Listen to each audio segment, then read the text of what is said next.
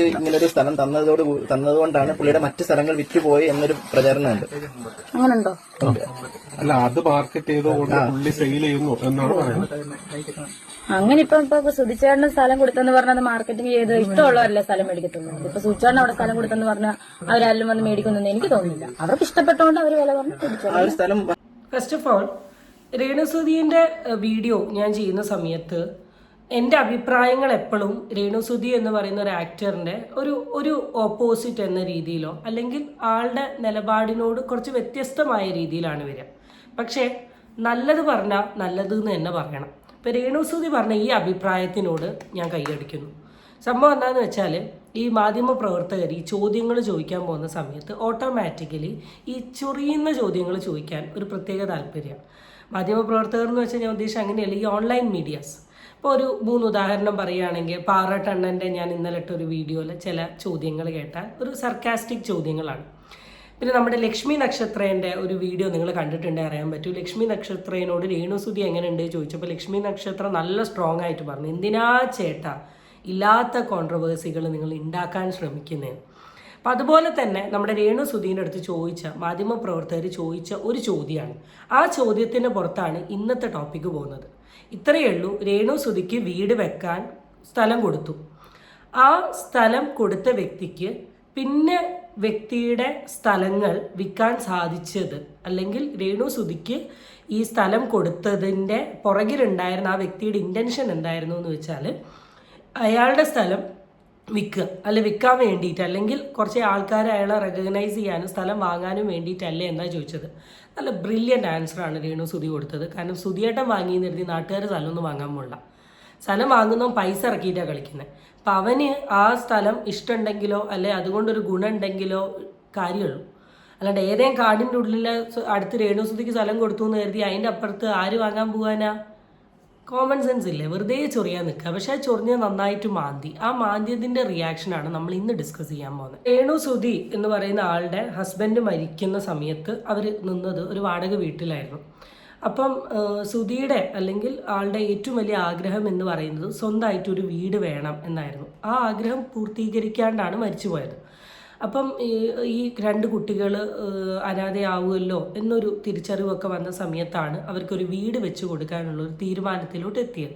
അപ്പോൾ അതിന് സ്ഥലം ആര് കൊടുക്കും എന്നൊരു ഡിസ്കഷൻ വന്നപ്പോഴാണ് അമേരിക്കയിലെ ഒരു ഫാദർ, ആളുടെ പേരെന്താന്ന് വെച്ചാൽ ഫാദർ നോബിൾ ഫിലിപ്പ് എന്നാണ്, ആളുടെ കീഴിലുള്ള ഒരു 7 സെൻറ്റ് സ്ഥലം കൊടുത്തു. അവിടെയാണ് ഇപ്പം എന്ത് ചെയ്തത്, വീടൊക്കെ വെച്ച് കൊടുത്തത്. അപ്പം ആ അച്ഛനെ കുറിച്ചിട്ടാണ് ഇങ്ങനെയൊരു അപവാദം പറഞ്ഞത്. ആദ്യം മനസ്സിലാക്കേണ്ട ഒരു കാര്യം എന്താണെന്ന് വെച്ചാൽ, നിങ്ങൾക്ക് ആർക്കും 7 സെൻറ്റ് കൊടുക്കാൻ തോന്നിയില്ലല്ലോ. ഇനി എന്തിൻ്റെ പുറത്ത് അച്ഛൻ കൊടുത്തിട്ടുണ്ടെങ്കിലും കൊടുത്തോ. ഫ്രീ ആയിട്ട് ഈ കാലത്ത് 7 സെൻറ്റ് കൊടുത്തല്ലോ. വേറെ പൊളിറ്റീഷ്യനോ അല്ലെങ്കിൽ സാമൂഹിക പ്രവർത്തകർക്കോ അല്ലെങ്കിൽ ഈ കമൻറ്റ് പറയുന്ന ആളോ അല്ലെങ്കിൽ അച്ഛനെ കുറ്റം പറയുന്ന ആൾക്കൊന്നും തോന്നിയില്ലല്ലോ. സോ ഒരാൾ ചെയ്ത കാര്യത്തിൽ നന്മ കണ്ടുപിടിക്കുക, അതിൻ്റെ ഇടയിൽ കൂടെ കുത്തി കുറ്റം പറയാണ്ട് നിൽക്കുക. അപ്പോൾ ഇങ്ങനെ ഒരു പോസിറ്റീവിൻ്റെ ഭാഗമായി ഇത് ചെയ്ത അച്ഛന് കേട്ടത് ഫുള്ള് നെഗറ്റീവ്, അല്ലെങ്കിൽ ഈ മാധ്യമപ്രവർത്തകൻ്റെ ഈ ചോദ്യം അച്ഛന് ഭയങ്കര ഇറിറ്റേറ്റഡായി. അപ്പം അതുമായി ബന്ധപ്പെട്ടിട്ട് അച്ഛൻ്റെ ഒരു വോയിസ് ഇങ്ങനെ പുറത്തു വന്നിട്ടുണ്ട്. അപ്പം നമുക്കതൊന്ന് കേൾക്കാം. ഞാൻ ജീവിതത്തിൽ നേരിട്ട് കണ്ടിട്ടില്ല അദ്ദേഹത്തിന്റെ പ്രോഗ്രാം. ഞാൻ എവിടെയും സ്റ്റേജ് ഷോസോ ഒന്നും ഞാൻ നേരിട്ട് കണ്ടിട്ടുള്ള ഒരാളല്ല. മറിച്ച് അദ്ദേഹത്തിന്റെ കലയെപ്പറ്റി അദ്ദേഹം മരിച്ചു കഴിഞ്ഞിട്ടാണ് എന്നോട് പലരും പറയുകയും അങ്ങനെ ഞാൻ യൂട്യൂബുകൾ കാണുകയും ഒക്കെ ചെയ്ത അദ്ദേഹത്തിനെ പറ്റി എൻക്വയറി ചെയ്തപ്പോ എനിക്ക് കുറെ സോഷ്യൽ മീഡിയ പ്രവർത്തകരായിട്ടുള്ള മാധ്യമ സുഹൃത്തുക്കളെ എനിക്ക് ധാരാളമായിട്ടുണ്ട്. അവരാണ് ഇദ്ദേഹത്തെ പറ്റി എന്നോട് പറഞ്ഞു, ഇദ്ദേഹം ഒരു കലാകാരനായിരുന്നു, എന്നാൽ സാമ്പത്തികമായിട്ട് വളരെ ബുദ്ധിമുട്ട് അനുഭവിക്കുകയും സ്വന്തമായിട്ടൊരു വീടില്ലാത്ത, ഒരു സെന്റ് വസ്തുവില്ലാത്ത ഒരു മനുഷ്യനാണ്. അദ്ദേഹത്തിന്റെ കുഞ്ഞുങ്ങള് ഈ മരണത്തോടുകൂടി അനാഥമായി പോകുന്ന ഒരു അനുഭവം ഉണ്ട് എന്ന് പറഞ്ഞപ്പോൾ എന്റെ കുടുംബസ്വത്തിൽ നിന്നാണ് ഏറ്റവും മനോഹരമായിട്ടുള്ള, ഏറ്റവും വിലപിടിപ്പുള്ളതായിട്ടുള്ള ഒരു സെന്റിന് ഇന്നത്തെ വില അനുസരിച്ച് 4 ലക്ഷം രൂപ വില മതിക്കുന്ന 7 സെന്റ് സ്ഥലം 2 കുഞ്ഞുങ്ങളുടെ പേരിലായിട്ട് ഞാൻ എഴുതി നൽകുവാനിടയായത്.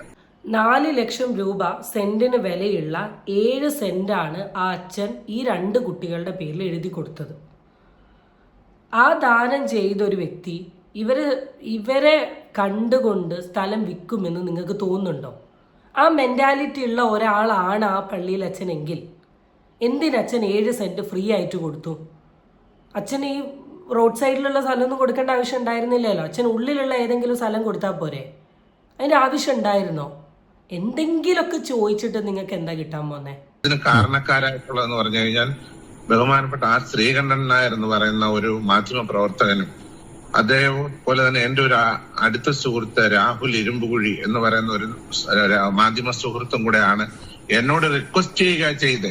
ആർ ശ്രീകണ്ഠൻ നായർ എന്ന് പറയുന്ന ഒരു കേരളം ലോകം അറിയുന്ന മലയാളികൾ അറിയുന്ന ഒരു വലിയ മാധ്യമ പ്രവർത്തകൻ എന്നോട് പറഞ്ഞു, അങ്ങ് ഏറ്റവും നല്ല ഒരു പ്ലോട്ട് ഈ കുഞ്ഞുങ്ങൾക്കായിട്ട് നൽകുകയാണെങ്കിൽ അത് വളരെ നല്ലതായിരിക്കുമെന്ന് റിക്വസ്റ്റ് ചെയ്തതിന്റെ ആ റിക്വസ്റ്റിനെ റെസ്പെക്ട് ചെയ്തിട്ടാണ് ഞാൻ ഒരു 7 സെന്റ് സ്ഥലം ഈ 2 മക്കൾക്ക്. മനസ്സിലായോ? അച്ഛൻ ഒരു ദിവസം പെട്ടെന്ന് വന്ന് ഇവർക്ക് ഒരു 7 സെന്റ് കൊടുക്കാന്നല്ല. അച്ഛൻ ബേസിക്കലി ഒരു അമേരിക്കക്കാരനാണ്. അച്ഛൻ ഇവിടുത്തെ പ്രോഗ്രാമോ കാര്യങ്ങളോ ഒന്നും കാണണമെന്നില്ല.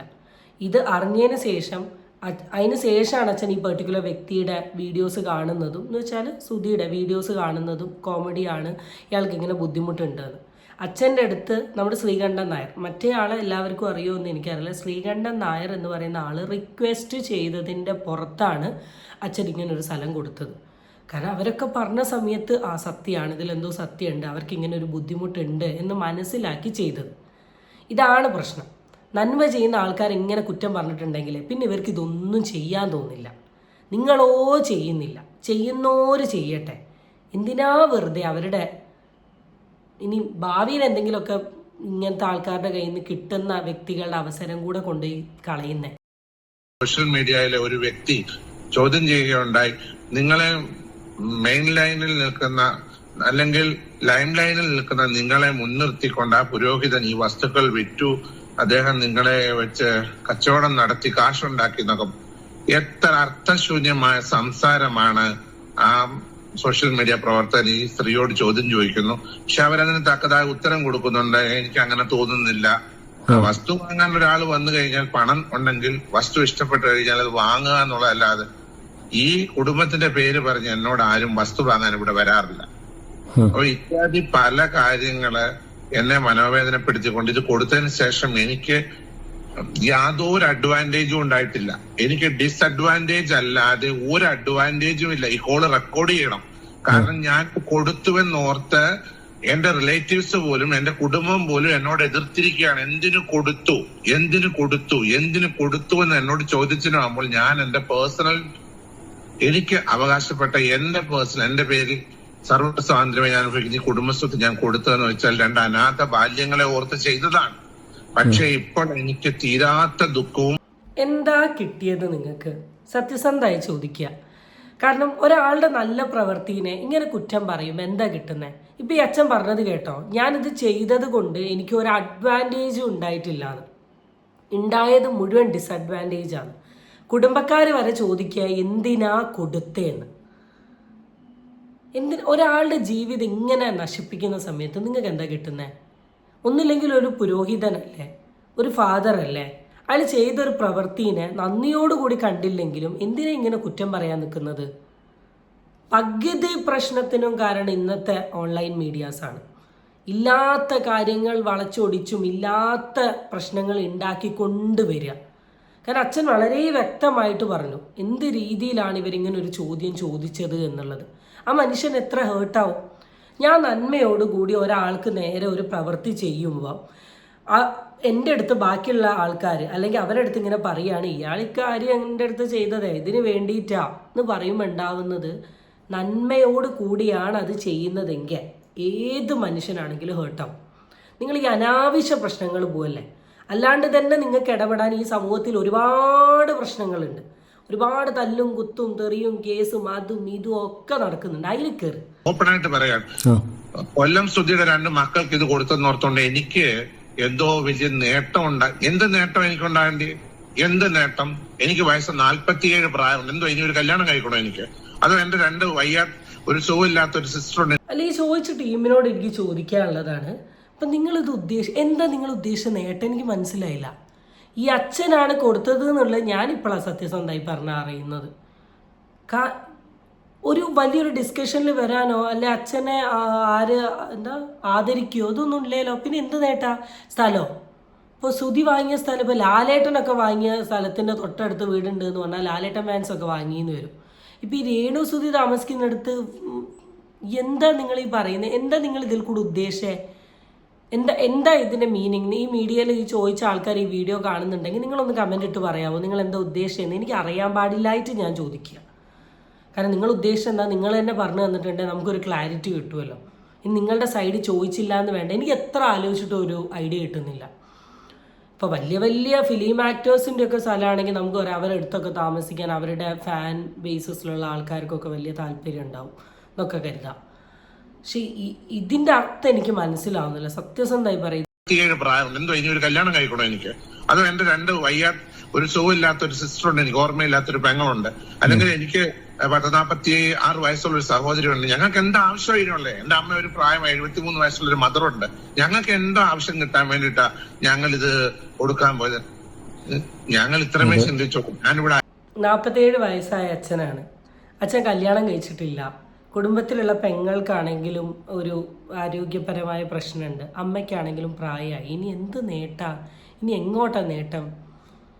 അച്ഛൻ ചോദിക്കുന്ന എല്ലാ ചോദ്യങ്ങളും ശരിയാണ്. അത്രത്തോളം അച്ഛന് ഹേർട്ടായതുകൊണ്ട് മാത്രം പറയുന്നൊരു കാര്യമാണിത്. നിങ്ങൾ ഒരിക്കലും കരുതേണ്ട അച്ഛൻ ചെയ്തത് പുണ്യപ്രവർത്തനം രേണുസുധീൻ്റെ അടുത്ത് മാത്രമാണ്. ഇതല്ലാണ്ട് എത്രയോ പേരെ സഹായിച്ചിട്ടുണ്ട്. അതിപ്പോൾ അച്ഛൻ വിളിച്ച് പറയുന്നത് ഒന്നുകൊണ്ട് മാത്രം. നിങ്ങൾ ഇനി രേണുസുധീനെ മാത്രമാണ് സഹായിച്ചത് എന്ന് കരുതണ്ടെന്ന് കരുതി എത്രയോ ആൾക്കാരെ സഹായിച്ചിട്ടുണ്ട്. അപ്പൊ അല്ലാതെ 7-10 കുടുംബങ്ങൾക്ക്, അനാഥമായിട്ട് കിടക്കുന്ന നിർധന കുടുംബങ്ങൾക്ക് ഞാനിവിടെ 1 ഏക്കർ ഭൂമി നൽകി. അത് 3 സെന്റ് വെച്ച് ഞാൻ ഓരോ കുടുംബങ്ങൾക്ക്, ഒരു 10ഓളം കുടുംബങ്ങൾക്ക് അതെഴുതി നൽകിയിട്ടുണ്ട്. ഇവിടെ അയ്യപ്പ സേവാ സമിതിക്ക് ഒരു ക്ഷേത്രമില്ലായിരുന്നു, അതിന് 5 സെന്റ് സ്ഥലം ഞാൻ വില കൊടുത്ത് വാങ്ങി അമ്പലം പണിതു കൊടുത്തൊരു വ്യക്തിയാണ്. അതുപോലെ തന്നെ ഇവിടെ SNDP ക്ഷേത്രത്തിലേക്ക് പോകാൻ അവർക്ക് വഴിയില്ലായിരുന്നു. 27 സെന്റ് സ്ഥലം ആ ക്ഷേത്രത്തിലേക്ക് പോകാൻ വഴി കൊടുത്തൊരു വ്യക്തിയാണ്. അതൊക്കെ ഞാൻ കൊടുത്തത് എനിക്ക് പേരുണ്ടാകുക എന്നുള്ളതിൽ, മറിച്ച് ഞാൻ US നിന്നും വിദേശത്തു നിന്നും ഇവിടെ മടങ്ങി വന്നപ്പോൾ ഇവിടെയുള്ള പൊതുസമൂഹത്തിൽ പല ആൾക്കാർ എന്നോട് വന്ന് പറഞ്ഞു, ഇങ്ങനെ പല പ്രയാസങ്ങൾ കഴിയുന്ന ആൾക്കാരുണ്ട്, അല്ലെ അങ്ങനെ ആവശ്യങ്ങളിൽ കഴിയുന്നവരുണ്ട്, പല വേദനകളിൽ ഇരിക്കുന്നുണ്ട്. അവരെ ഇവിടുത്തെ തൃക്കൊടിത്താനം എണ്ണി പറയാനാണെങ്കിൽ ഇങ്ങനെ ഒരുപാട് അച്ഛന് പറയാനുണ്ടാവും. ഒരുപാട് എന്ന് വെച്ചാൽ ഒരുപാട് പറയാനുണ്ടാവും. ഈ കാര്യം ഇട്ടത് എന്താണെന്ന് വെച്ചാൽ നിങ്ങൾ ഇതിൻ്റെ സീരിയസ്നെസ് മനസ്സിലാക്കണം. സത്യസന്ധമായി പറയുക, നമുക്ക് എന്തിൻ്റെയൊക്കെ പുറത്താണെങ്കിലും നമ്മൾ കുറേയൊക്കെ നമ്മളുടെ എത്തിക്സ് വിട്ട് കളിക്കരുത്. നമ്മളുടെ എത്തിക്സ് വിട്ട് കളിക്കരുത്. സത്യസന്ധമായി പറയാം. ഇപ്പോൾ എൻ്റെ വീഡിയോൻ്റെ താഴെ വരുന്ന ചില കമൻറ്റുകളൊക്കെ കാണുന്ന സമയത്ത് ഞാൻ റിയാക്ട് ചെയ്യണമെന്ന് ഞാൻ കരുതും. പിന്നെ ഞാൻ കരുതും വേണ്ട, ഇവരത്ര നമ്മൾ തറയാവരുത്, തറകൾ ഉണ്ടായിക്കോട്ടെ, നമ്മൾ എന്തിനാ ഇത്ര ലോക്കലാവുന്നതെന്ന് കരുതിയിട്ട് ഞാൻ ഒന്നും റിയാക്ട് ചെയ്യില്ല, ഒന്നും പറയലില്ല. വളരെ മോശമായ രീതിയിൽ അബ്യൂസീവ് കമൻറ്റ് കണ്ടിട്ടുണ്ടെങ്കിൽ ഞാൻ അങ്ങ് ഡിലീറ്റ് ചെയ്ത് കളയും. കാരണം നമ്മളുടെ സ്റ്റാൻഡേർഡും എത്തിക്സും കീപ്പ് ചെയ്യണം. നമ്മൾ അല്ലാണ്ട് എന്തെങ്കിലുമൊക്കെ ഒരു കണ്ടന്റ് ഉണ്ടാക്കി പ്രശ്നമാക്കിയിട്ട് വെറുതെ എന്തിനാ? ഇത്രത്തോളം ആൾക്കാരെ സഹായിച്ച ഒരു വ്യക്തിയാണ്. ഇനിയും ചിലപ്പോൾ സഹായിക്കാൻ തോന്നാതിരിക്കുക എന്തുണ്ടാവാം. പക്ഷേ ആ തോന്നൽ കട്ട് ചെയ്യുന്ന രീതിയിലുള്ള ഒരു പ്രവൃത്തിയാണ് നിങ്ങൾ ചെയ്തത്. അച്ഛൻ അതാ പറഞ്ഞത്, ഞാൻ ഇത്രയൊക്കെ ചെയ്തിട്ടും എനിക്ക് ഇങ്ങനെ ഒരു പ്രശ്നം ഉണ്ടായില്ല, ആദ്യമായിട്ടാണ് ഇങ്ങനെ ഒരു പ്രശ്നം വന്നേന്ന്. എന്നിട്ട് എൻ്റെ കുടുംബക്കാർ വരെ ചോദിച്ചു എന്തിൻ്റെ ആവശ്യമായിരുന്നു എന്ന്. അപ്പം കുറച്ചൊക്കെ ബഹുമാനിക്കാൻ പഠിക്കുക. നമ്മൾ ഇന്നത്തെ ലോകത്ത് 1 സെൻറ്റ് ഭൂമി പോലും മറ്റൊരാൾക്ക് വിട്ടുകൊടുക്കാത്തൊരു കാലമാണ്. നിങ്ങൾക്ക് ചുറ്റുമുള്ള നിങ്ങളുടെ ഏരിയ നോക്കിയാൽ അറിയാം. അല്ലെങ്കിൽ നിങ്ങളുടെ ഏരിയയിൽ പ്രോപ്പറായൊരു വഴിയില്ലെങ്കിൽ അവിടെ ഒരു വഴി നിരത്താൻ അപ്പുറത്തെ വീട്ടുകാർ തരാത്തതിൻ്റെ പേരിൽ വഴിയില്ലാണ്ട് ചളി വഴി കൂടെ പോയി നിൽക്കുന്ന ആൾക്കാരൊക്കെ നമുക്കറിയാം. ആ കാലത്ത് ഒരു മനുഷ്യൻ ഇത്രയൊക്കെ ചെയ്യുന്നുണ്ടെങ്കിൽ കൺഗ്രാജുലേറ്റ് ചെയ്തില്ലെങ്കിലും അടിക്കാണ്ട് നിൽക്കാൻ ശ്രമിക്കുക. ഓക്കെ, സോ ചാനൽ ഇഷ്ടപ്പെട്ടിട്ടുണ്ടെങ്കിൽ സബ്സ്ക്രൈബ് ചെയ്യാൻ മറക്കരുത്. Thank you, tata, by.